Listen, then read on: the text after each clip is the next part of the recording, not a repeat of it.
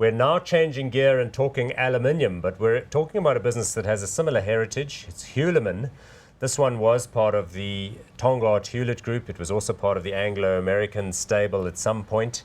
It is the leading player by far with regard to aluminium products because it has a smelter and a manufacturing facility down in the Pietermaritzburg area. Also an industrial development project. It was launched down there at some point. Used to buy its raw aluminium ingots from a Billiton subsidiary. That now has been incorporated with an involvement from Hulamin. Also has suffered from somewhat choppy results, but has some quite interesting manufacturing relationships with the likes of the beverage can manufacturers as well as the motor industry, which uses aluminium cast parts. Market capitalization 1.9 billion rand, PE ratio 6.15.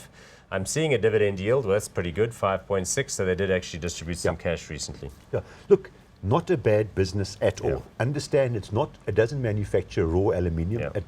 It buys it in from the Hillside operation, which is now part or was part of South 32. But I see they've not Billiton. It was unspun as part of South 32. But they've now bought one of the smelters. So it's the first time they've actually gone into smelting aluminium. Upstream. They've gone upstream. But this is actually a very good operation. But they're suffering at the moment for a number of reasons. Same as ArcelorMittal, domestic demand's not bigger, and the economy. It's not contracting, but it's incredibly close to contracting. Secondly, they definitely suffer because of Eskom. They had about a 15% drop in volume because of electricity supply. Can you imagine anything worse? And you've got a sort of aluminium production line, you've got everything nicely heated up, and you're busy making the nuggets and squeezing the things out, and then the lights go off. Because they do two things there. They roll aluminium. So they buy big blocks and they roll it into thin sheets. And they also extrude, which means you push it through a die to make beams and funny shapes, or a sump window, or window frames for your house and that sort of stuff. So they use electricity. So they suffered hugely from that. But understand, this is a major beneficiary of a weaker rand. They actually are competitive exporters. But with the electricity problems that they're having, and they had a major shutdown. So this last set of results, they included a major maintenance shutdown, planned maintenance shutdown, and the whole electricity story.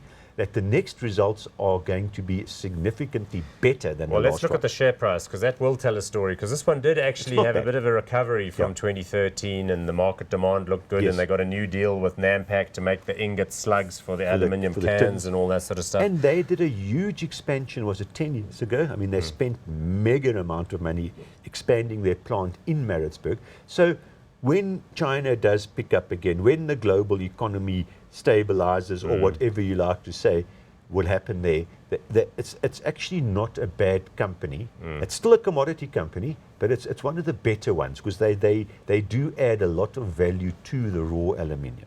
Okay, and there was a bit of a management shift. Richard Jacobs stepped down, but he's been replaced by Dave Austin, who I think is an internal guy. That all makes sense. All right, so notwithstanding, I'll go not at the moment. Right now, fairly negative results, some work to do. Avoid for the moment. I would think so, yeah.